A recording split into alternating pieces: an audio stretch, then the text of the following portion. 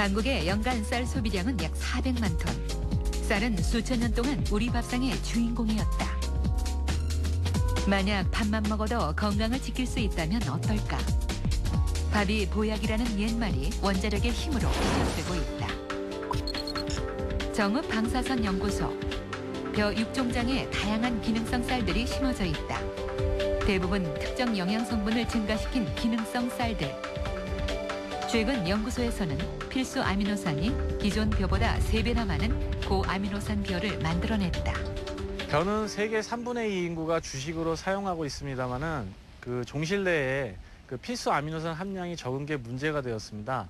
그래서 저희는 돌연변이 6종 기술을 이용을 해서 이와 같이 아미노산 함량이 3배가량 증진된 품종을 개발을 하게 되었습니다. 신품종 개발에 결정적인 역할을 한 것은 바로 방사선이다. 벼세포에 방사선을 쏴서 아미노산 합성 과정을 변화시킨 것이다. 일반 벼세포는 일정량의 아미노산이 효소와 합성되면 더 이상 아미노산을 생산하지 않는다. 여기에 방사선을 쏴서 유전자를 변이시키면 효소가 아미노산과 합성될 수 없는 형태로 변한다. 그러면 세포는 충분히 아미노산이 생산되지 않았다고 생각하고 계속 아미노산을 만들어내는 것이다. 특히 종자에 방사선을 쏘는 기존 방식과는 달리 벼의 세포를 배양해서 새로운 식물 세포를 만들고 여기에 방사선을 쏘는 방식을 이용했다. 유전자 변이율이 높아 고아미노산 벼를 얻게 되었는데 아미노산이 평균 3배, 최고 4배 이상 많은 품종들이 새롭게 개발됐다. 영양가 높은 쌀을 이용을 해서 그 아가들 이유식이나 분유, 그다음에 그 환자들 대상으로 한 환자식 같은 가공식품을 개발하는 게 향후 계획이고요. 또 하나는 저희들이 개발한 여러 가지 항산화성 콩, 벼, 들깨 등을 이용을 해서 향후에는 음식만 섭취를 하더라도 어느 정도 영양 성분이 가능한 시대가 오지 않을까 생각을 합니다. 방사선을 이용해 탄생시킨 기능성 곡물들. 우리 농산물의 경쟁력을 높이고 건강을 지키는 명약이 되기를 기대해본다.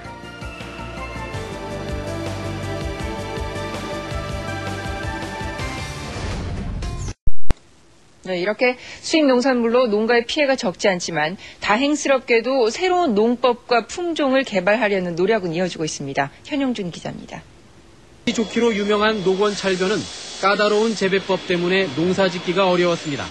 약 40년간의 연구 끝에 전국 어디서나 쉽게 재배할 수 있는 신품종이 개발됐습니다. 출수가 빠르고 키가 작은 그런 벼리채를 선발을 해서 육성한 품종입니다. 그래서 전국적으로 재배가 가능하도록 개량한 품종입니다. 지역 농협과의 계약 재배로 판매와 유통 문제까지 해결됐습니다. 저희 농민들 입장에서는 크게 힘들게 해서 일하는 게 없고 농사만 지어놓으면은 다 실어가니까 좋죠. 첨단 농법과 신품종 개발, 대량 생산은 농업의 경쟁력을 높여주고 있습니다. FTA로 피해를 입은 농가에 대해 그냥 돈으로 보상해 주는 것보다는 우리 농업의 경쟁력을 높이는 쪽으로 유도하는 대책이 필요합니다. MBC 뉴스 현영준입니다. 분재로 키울 수 있는 길이 열렸습니다. 방사선을 이용한 돌연변이 무궁화를 비롯해 가로수용과 병충해에 강한 무궁화 등 다양한 신품종이 속속 개발돼 국민 곁으로 다가오고 있습니다. 이재훈 기자입니다.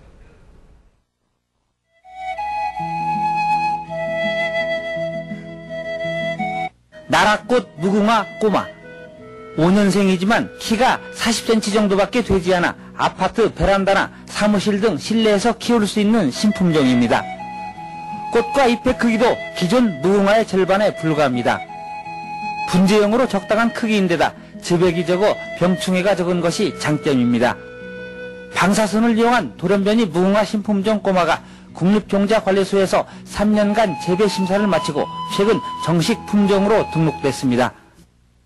재래종 연관계통인 무궁화 홍담심 2호의 방사선을 조사해서 그 후대에서 돌연변이채, 아주 키가 작은 돌연변이채를 선발해서 육성한 품종입니다.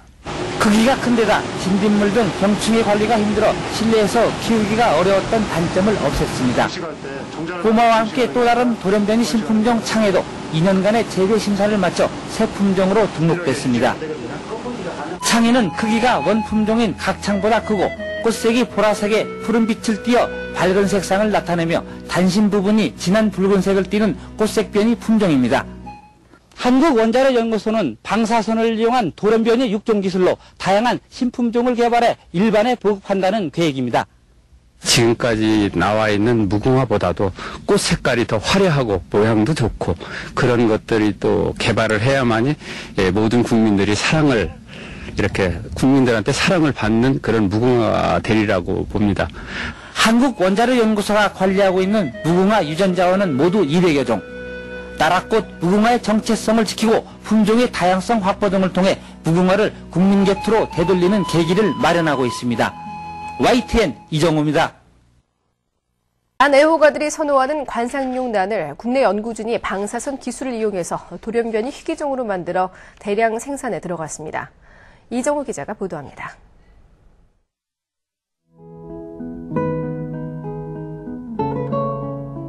은은한 자태를 뽐내는 신품종 동입니다.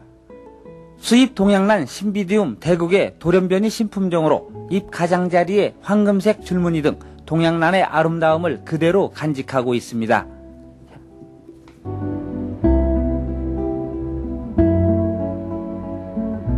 우리나라 자생란 석곡의 돌연변이종 은설 역시 동양란의 신비로움을 새로운 차원에서 접근하고 있습니다.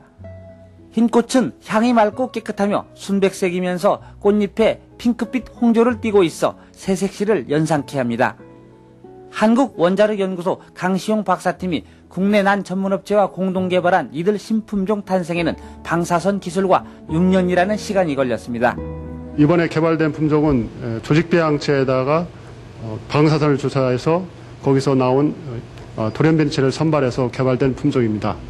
이 두 품종 역시 원품종보다 잎 크기가 작고 자연 상태에서 드물게 발견되는 돌연변이 난과 비슷한 형질을 띠고 있습니다. 조직 배양 기술과 첨단 방사선 조사 기술이 접목돼 고부가가치의 새로운 난 품종을 개발한 것입니다. 특히 새로운 품종 개발은 외국난 수입으로 인한 외화 낭비와 자생난 남용에 따른 자생지 훼손과 희귀난의 멸종 위험을 줄일 수 있습니다. 재배가 쉽고 또 관상성도 높아서 그리고 또 조직양에 의해서 번식을 하기 때문에 난의 대중화에 기여를 할 수 있을 뿐만 아니라 농가의 우수한 품종을 보급함으로 해서 농가의 소득도 증대되리라고 봅니다. 방사선 돌연변이 난은 중저가로 보급이 가능한 데다 급증하는 종자 로열티 해외 유출을 막고 국산 유전자원 확보에도 큰 도움을 줄 것으로 기대됩니다. YTN 이정우입니다.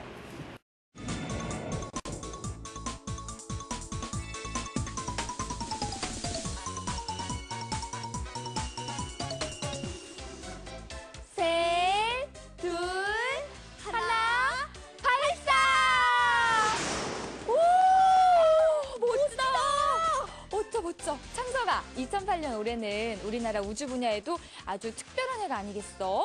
맞아요. 드디어 한국 최초의 우주인 고산 아저씨가 우주로 가잖아요. 그래요. 4월에 러시아에서 출발한다고 하는데 정말 기대가 돼요. 네, 우주 여행을 하면 어떤 기분일지 정말 궁금해요. 그런데 창석아, 너 이 우주 여행에도 방사선이 이용된다는 거 알고 있어? 네?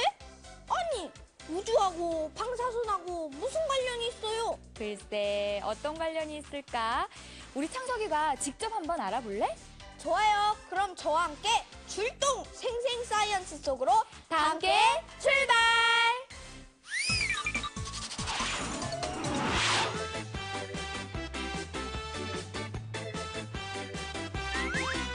출동 생생 사이언스.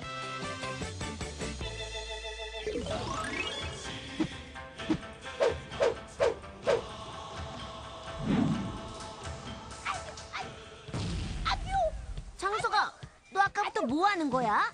아뇨. 나는 지금 무술 연습 중이야.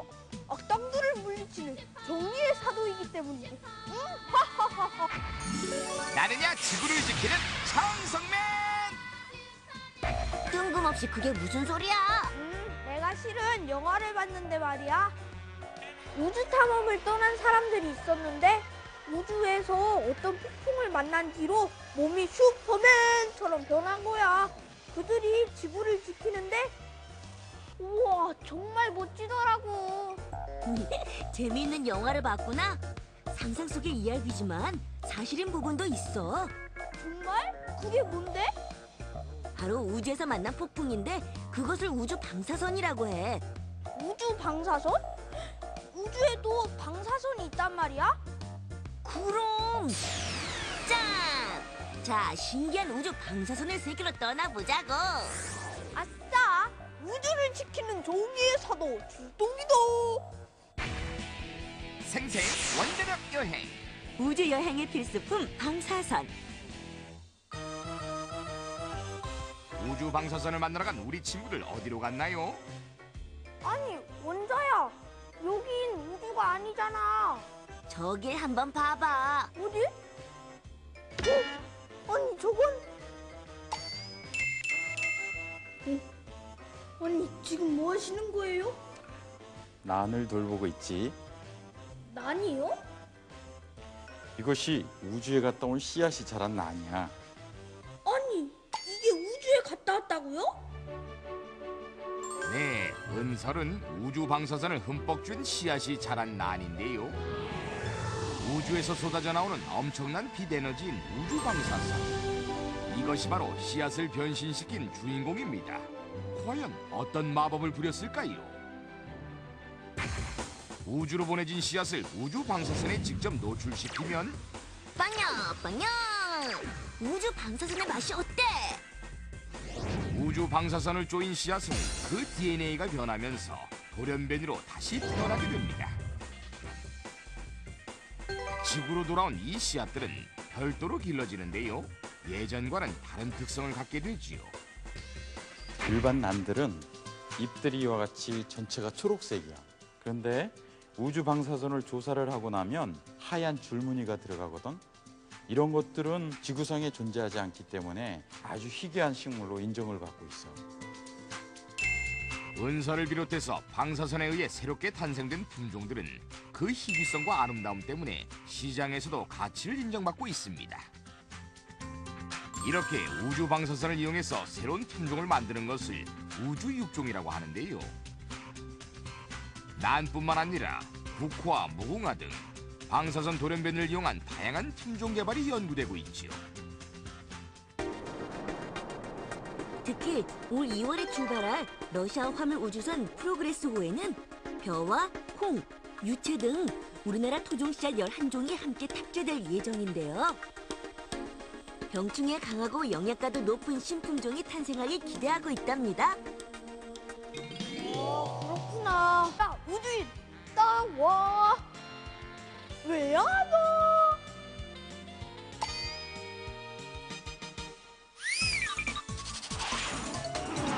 와, 우주에 그렇게 강력한 방사선이 있다니 정말 놀랍고 신기하죠? 네, 그 방사선을 이용해 은설과 같은 새로운 식물을 탄생시킨다니 정말 깜짝 놀랐어요. 그리고 우주김치를 만드는데도 이 방사선이 이용된다고 하니까 정말 방사선의 역할 다양한 것 같아요. 네, 이제 원자력은 무조건 무섭고 해롭다는 고정관념은 깨야 할 것 같아요. 어이구 똑똑한 우리 창석이. 뭘요? 그런데 창석아, 벌써 방학이 꽤 지났거든? 방학 숙제는 열심히 하고 있니? 누나는 왜 꼭 잘 나가다가 또 숙제 얘기를 꺼내고 그래?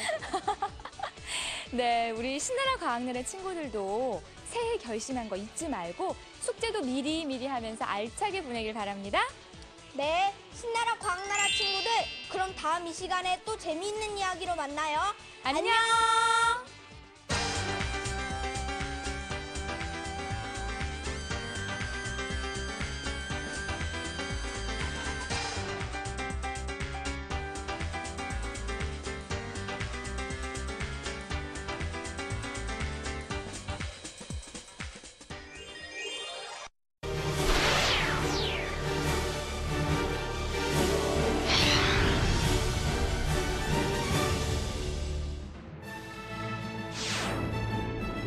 한국 최초 우주인의 탄생.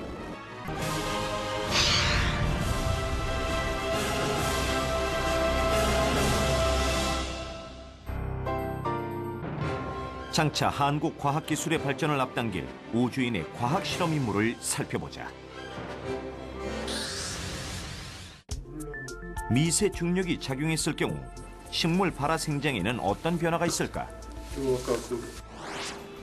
이는 앞으로 유용 식물 유전 자원을 개발하고 우주 식량 생산에 기여할 수 있는 중요한 실험이다. 우주에 가면은 어떤 변이가 일어날 가능성이 큽니다. 그래서 이제 저희 실험 같은 경우는 우주 환경에 노출된 이러한 식물의 어떤 유전적인 변이라든지 생장 변화를 밝히는 데 큰 의의가 있습니다. 벼, 콩, 무궁화 등 11가지 종류의 우리나라 씨앗이 오늘 밤 우주로 발사됩니다. 2달 동안 우주 환경에 노출된 뒤 새로운 품종 자원 개발 연구에 활용됩니다. 홍수기 기자가 보도합니다. 러시아 화물 우주선에 실려 보낸 씨앗은 식량 작물과 특용 작물, 유전학 기초 연구 소재 작물로 우주 정거장에 2달 정도 보관됩니다. 우주 방사선과 진공 상태 등 지구와는 다른 우주 환경에 노출시켜 생리적, 유전적 변화를 유도하기 위해서입니다. 중력이 작용하지 않고 그리고 인공과학이 이용되기 때문에 무중력과 인공과학이 식물 생육과 발달에 어떤 영향을 미치는지에 대해서 보고자 하는 것입니다. 발화와 생장 환경이 다르기 때문에 지구상에서 인공 방사선을 이용한 돌연변이 육종으로는 얻을 수 없는 새로운 품종 자원을 개발하게 됩니다. 새로운 품종 자원 개발은 우주 정거장에 보관시킨 씨앗을 회수한 다음 본격적으로 시작하게 됩니다. 씨앗을 회수하는 사람은 한국인 첫 우주인인 고산 씨입니다. 고산 씨는 오는 4월 발사 예정인 러시아 소유주 우주선에 탑승해 우주에 갔다가 지구로 귀환할 때 씨앗을 가지고 와 연구소에 반환합니다. 생장 변화라든지 또는 유전적인 변화를 갖다가 관찰할 예정이고 그 후대에서 돌연변이가 나오는 것을 이용해서 새로운 품종을 개발할 예정입니다. 연구소는 우주에 다녀온 고추 등 일부 씨앗은 학생들에게 분양해 우주식물 기르기 체험 교실도 갖기로 했습니다. YTN 홍숙입니다. 네, 과학과 미래 시간입니다. 지금 한국 최초의 우주인 이소연 씨가 우주에 가 있기 때문에 이분에 대해서 관심이 많은데요. 우주 방사선을 쪼이면 주변에서 흔히 볼 수 있는 식물이 색깔과 모양이 다르게 변한다는 사실 알고 계십니까? 한국 최초의 우주인 이소연 씨도 이를 검증하는 실험을 수행하고 돌아오게 됩니다. 오늘은 방사선 육종 과학의 세계를 알아보겠습니다. 김미정 기자입니다. 경기도 남양주시의 한 농원. 이곳엔 지난 8일 우주로 떠난 이소연 씨보다 2달이나 앞서 우주로 간 식물이 있습니다.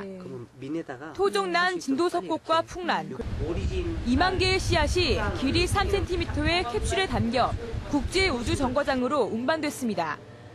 우주 방사선 육종 실험을 위해서입니다. 씨앗이 우주 속의 다양한 방사선에 노출되면 유전자에 이상이 생기면서 돌연변이 현상이 나타나는 방법을 이용하는 겁니다.